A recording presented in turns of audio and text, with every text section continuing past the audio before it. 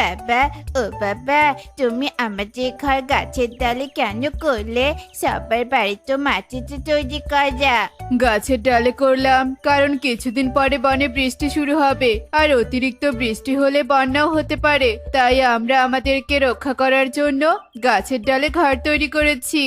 বাহ বাবা, তোমার মাথায় কিন্তু দারুণ বুদ্ধি আছে। যাই হোক টোনা, আমাদের ঘরটা অনেক সুন্দর হয়েছে, কিন্তু টোনা, জোরে যদি ঝড়ে আমাদের ঘর ভেঙে যায় তখন কি হবে? অনেক মজবুত করে তৈরি করেছি টনি, অত সহজে ভাঙবে না। ঠিক আছে, তোমরা থাকো, আমি গিয়ে মাছ ধরে নিয়ে আসি। এই বলে টোনা জাল নিয়ে নদীতে মাছ ধরার জন্য চলে যায়। টোনা সেখানে গিয়ে মাছ ধরতে থাকে। শুনেছ রাজু, তোমার ছেলে টোনা, তারা নাকি গাছের ডালে ঘর তৈরি করেছে। তাদের এমন পাগলামিতে বনে সবাই হাসাহাসি করছে। তাদের পাগলামি একদিন ঠিক বের হয়ে যাবে মিনু। যখন ঝড়ে ঘর ভেঙে পড়বে তখন বুঝবে। তা তুমি ঠিকই বলেছ। এভাবেই রাজু ও মিনু গল্প করতে থাকে। অন্যদিকে টোনা মাছ ধরে তার বাড়ির দিকে যেতে থাকে। কালু, জানিস আমার মনটা না কেমন কেমন করছে, মনে হচ্ছে আমাদের বনে কোনো বিপদ আসতে চলেছে। ধুর, তুমিও না, এই সময় আবার আমাদের বনে কিসের বিপদ আসবে? কিরে টোনা, কোথা থেকে আসছিস? এই তো নদী থেকে মাছ ধরে নিয়ে এলাম। শুনলাম তুই নাকি গাছের ডালে ঘর তৈরি করেছিস। তোকে এই পাগলের মতো বুদ্ধিটা দিল কে? আমি যা করেছি বেশ করেছি। যখন বনে বন্যা শুরু হবে তখন তোমরা বুঝতে পারবে। তুই কোনো জ্যোতিষী নাকি? তোর কথাতে বনে বন্যা শুরু হবে? সত্যি তোর মাথা পুরোই খারাপ হয়ে গেছে। কালু ও তোতা টোনাকে নিয়ে অনেক হাসাহাসি করতে থাকে। টোনা আর কিছু না বলে তার বাড়িতে ফিরে আসে। এভাবেই সময় কেটে যায়, দিন পার হয়ে যায়। ধীরে ধীরে বনে বৃষ্টি শুরু হয়। এমনকি অতিরিক্ত বৃষ্টির কারণে বন্যা বয়ে যায়। বনের বাড়ি ঘরে পানি উঠতে থাকে। হে কি, আমাদের ঘরের চাল দিয়ে পানি পড়ছে, এখন আমরা কি করব? হায় হায় রে, আমাদের ঘরে যে পানি উঠেছে, এখন আমরা কোথায় থাকবো? রাজু, তুমি তো বলেছিলে আমাদের ঘরে পানি উঠবে না, এখন এসব কি হচ্ছে? আহারে, আরে মিনু, কেঁদো না। চলো আমরা টোনাদের বাড়িতে যাই। আমরা তো তার বাবা মা, নিশ্চয়ই তারা আমাদের ফেলে দিবে না। ঠিক আছে, তবে তাই চলো। এরপর রাজু ও মিনু টানটোপলা বেঁধে টোনাদের বাড়ির উদ্দেশ্যে রওনা হয়। আর এক পর্যায়ে তারা তাদের গন্তব্যে পৌঁছে যায়। এ কি মা বাবা, তোমরা এখানে? আমাদের ঘর বাড়ি পানি দিয়ে ভেসে গিয়েছে, তাই আমরা আশ্রয়ের জন্য তোদের বাড়িতে এলাম। আমাদেরকে আশ্রয় দে, আমরা কিছুদিন পরেই এখান থেকে চলে যাব। তোমরা আমার বাবা মা, তোমরা ছেলের বাড়িতে আসবে না তো কার বাড়িতে আসবে? যাও, তোমরা তোমাদের শরীরের পানিগুলো মুছে ফেলো। টোনার কথা মতো তারা কাপড় দিয়ে শরীরের পানি মুছতে থাকে। এরপর থেকেই তারা টোনাদের বাড়িতে থাকতে শুরু করে। আর এভাবেই দেখতে দেখতে বেশ কিছু দিন কেটে যায়। রাজু ও মিনুর আগের ব্যবহার চলে আসে।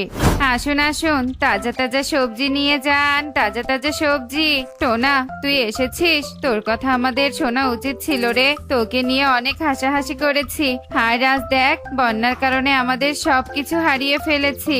এজন্যই তো কথায় আছে না, সময় থাকতে সময়ের কদর দিতে শেখো। ঠিক তেমনই। তা তোতা দাদা, এসব সবজির দাম কত? সবগুলোর কেজি 30 টাকা করে। ঠিক আছে, আমাকে 1 কেজি সবজি দাও। সবজি না নিয়ে গেলে আজ রান্না হবে না বাড়িতে। এরপর তোতা টোনাকে সবজি দেয়। টোনা সবজি নিয়ে টাকা দিয়ে তার বাড়ির উদ্দেশ্যে রওনা হয়। হাই রকি, আয়, যা নদী থেকে পানি নিয়ে আয়। ঘরে কোনো পানি নেই, এভাবে বসে বসে কোনো খাবার নেই, বুঝলি? সারাদিন তো আমার ছেলের টাকাই গিলিস। মা, তুমি এসব কি বলছো? তোমাদের আগের ব্যবহার এখনো যায়নি? তুমি রকির সাথে এভাবে কথা বলছো কেন?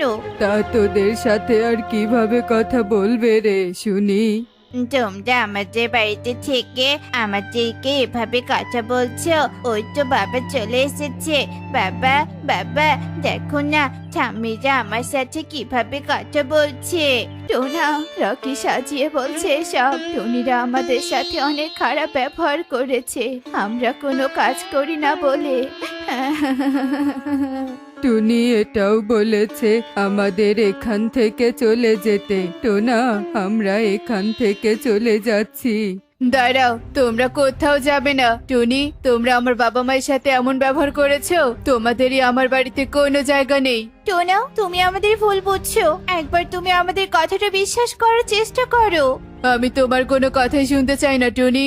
টুনি টোনার কাছে অনেক আকুতি মিনতি করতে থাকে, কিন্তু টোনা টুনির কোনো কথাই শোনে না। আর টোনা টুনি উপায় না পেয়ে তার ছেলেকে নিয়ে বাড়ি ছেড়ে নদীর ধারে চলে যায়। আজ আমাদের এই নদীর ধারে থাকতে হবে রে বাবা।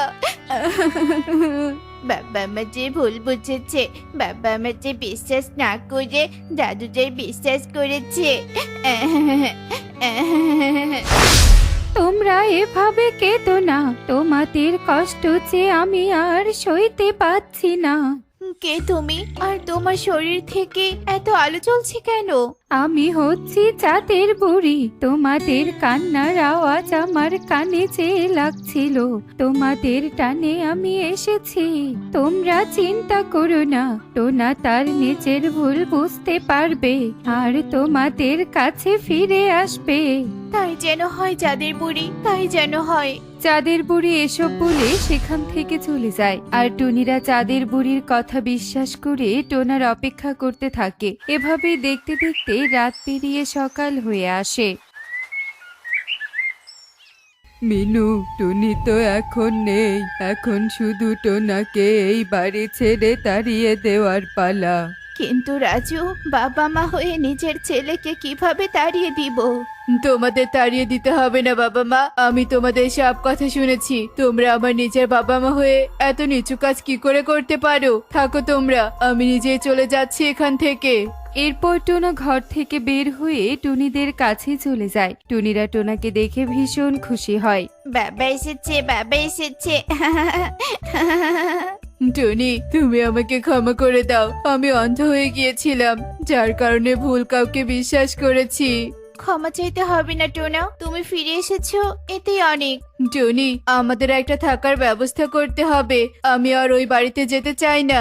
বাবা মা, দেখো দেখো, নদীতে একটা বাক্স ভেসে আসছে। সত্যি তো তাই, কিন্তু ওই বাক্সে আছেটা কি?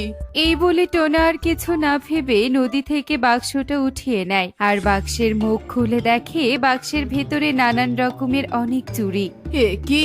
এগুলো তো চুড়ি। এই চুড়িগুলো দিয়ে আবার কি হবে? টোনা, আমার মাথায় একটা উপায় এসেছে। আমাকে ওই চুরির বাক্সটা দাও। তুমি এগুলো দিয়ে কি করবে টুনি? আরে দেখোই না আমি কি করি। টনি টোনার হাত থেকে চুরির বাক্স নিয়ে চুরি দিয়ে ঘর তৈরি করতে থাকে, আর এভাবেই দেখতে দেখতে অনেকটা সময় পার হয়ে যায়। টনির চুরির ঘর বানানো শেষ হয়ে যায়। ওয়াও, কত সুন্দর চুরির ঘর। বাহ মা, তুমি তো কামাল করে দিলে। টুনির কষ্টের চুরির ঘর। টুনি, তোমার কষ্ট তো সার্থক হলো। তুমি এত সুন্দর চুরির ঘর বানাতে পারো, আগে জানতাম না তো। রাজু, টোনাদের সাথে এমন ব্যবহার করা আমাদের মোটেও উচিত হয়নি। যতই হোক, আমরা তাদের বাবা মা, এটা আমাদের বোঝা উচিত ছিল। তাদের সাথে এমন ব্যবহার করে আমার খুব খারাপ লাগছে। চলো মিনু, আমরা তাদের কাছে ক্ষমা চেয়ে নেই। হ্যাঁ হ্যাঁ, তাই চলো।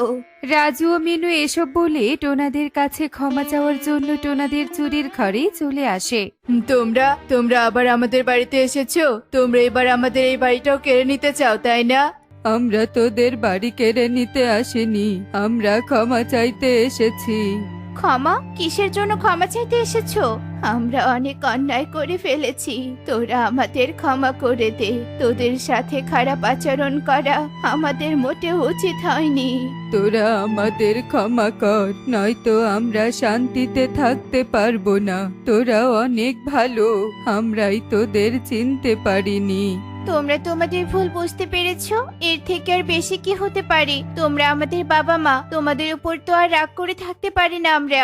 এখন থেকে আমরা অনেক ভালো একটা পরিবার হয়ে থাকবো। এই পরিবারে থাকবে হাসি আর আনন্দ। এরপর টনিরা তাদের বাবা মাকে ক্ষমা করে দিয়ে আপন করে নেয় আর সুখে শান্তিতে থাকতে